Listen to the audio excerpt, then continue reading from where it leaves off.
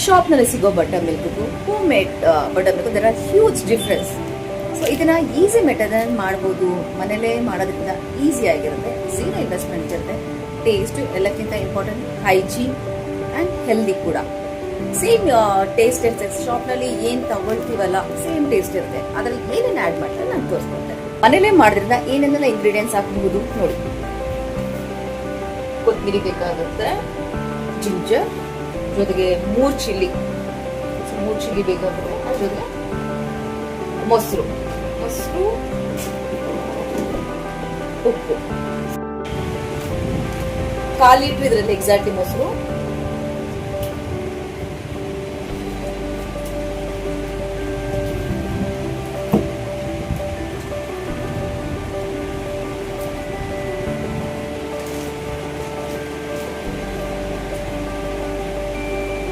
Already wash ಮಾಡಿ ಇಟ್ಟಿದ್ದೀನಿ, ಕೊತ್ತಂಬರಿ, 3 ಚಿಲ್ಲಿ, ಜೊತೆ ಜಿಂಜರ್ ಒಂದು, ಉಪ್ಪು, ರುಚಿಗೆ ತಕ್ಕಷ್ಟು ಉಪ್ಪು.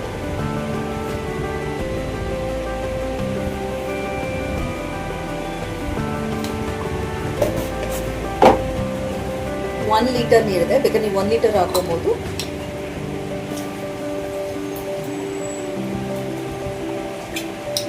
ನಾನು 3/4 ಲೀಟರ್ ಹಾಕಿದ್ದೆ.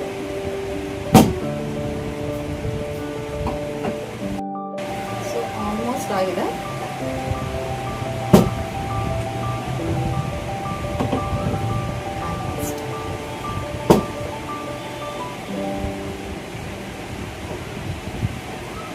ಈ ಜೊತೆಗೆ ನೀವು ಐಸ್ ಕ್ಯೂಬ್ ಬೇಕಾದ್ರೆ ಹಾಕೋಬಹುದು, ನಾನು ಹಾಕೊಳ್ತೇನೆ.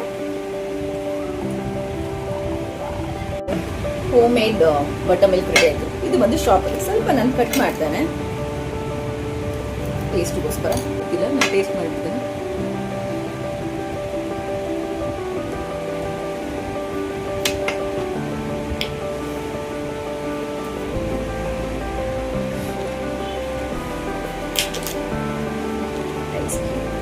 ಚಿಲ್ಲಾಗಿರುತ್ತೆ.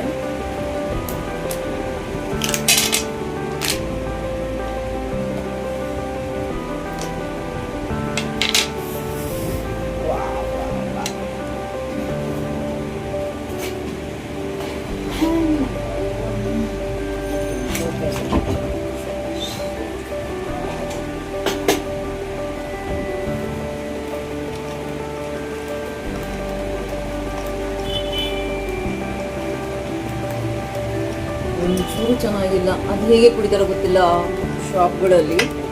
ಯಾವಾಗಲೂ ಒಂದ್ಸತಿ ನಂದಿನಿಯಲ್ಲಿ ತಗೊಂಡ್ರೆ ಅಫ್ಕೋರ್ಸ್ ತುಂಬಾ ಚೆನ್ನಾಗಿರುತ್ತೆ, ಮಾಮೂಲಿ ಅಂಗಡಿಗಳಲ್ಲಿ ಖಂಡಿತ ಚೆನ್ನಾಗಿರೋದಿಲ್ಲ.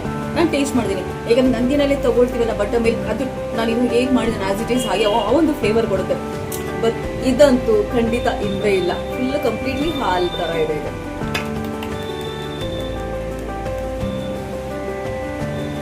ಈ ಜೊತೆಗೆ ಸ್ವಲ್ಪ ಸ್ನ್ಯಾಕ್ಸ್.